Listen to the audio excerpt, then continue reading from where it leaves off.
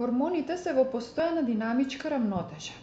Секој хормон има мноштво функции кои ги извршува во меѓусобна интеракција со другите. И сето тоа укажува повторно на чудесната творба на природата, човечкото тело пред кое застануваме со восхит. Кога таа рамнотежа ќе се наруши кај жената во менопаузата, тогаш таа се жали на напнатост, раздразливост, анксиозност поради губење на способности, независност, депресија, панични напади, вознемиреност, губење на емоционалната стабилност, срцебиење, отежнато дишење, умор, намалена концентрација, потешкоти со сонот и спиењето, недостаток на задоволство и заинтересираност за работите кои претходно им правеле задоволство, чувство на вина и безвредност. Бројни денешни истражувања ја потврдуваат претпоставката дека анксиозните нарушувања, на пример, може да произлезат и од промените кои се случуваат на ниво на физичко здравје, конкретно на ниво на хормони.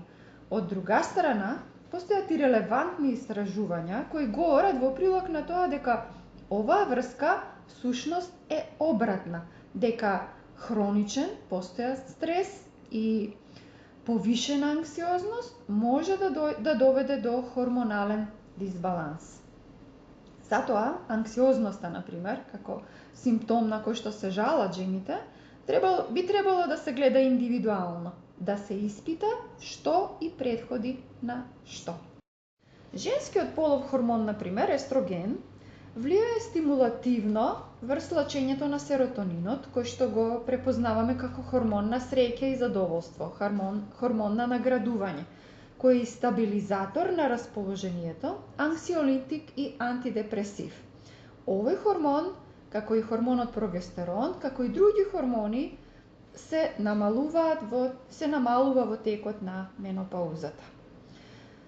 Според Ериксоновата теорија за психосоцијален развој, во периодот на менопауза, после стадиумот на создавање, кога жената создава семејство, деца, но истовремено може да биде и плодна во создавање дела, идеи, кон кои се однесува со нега и грижа, доаѓа до фаза на интегритет.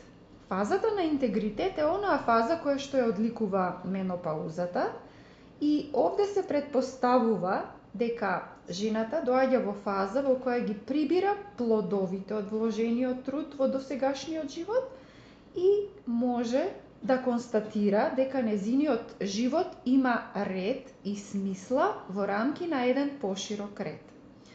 Промените пак од друга страна во животниот циклус ја ставаат лице в лице со конечноста на животот, на нејзиното физичко бивствување и очајот, што може да произлезе од чувството на тоа дека животот нема смисла, па дури кај неа да се јави и желба за смрт. Во фазата на интегритет, жената останува со доживување на целовитост, на потполност и интегрираност наспроти очајот.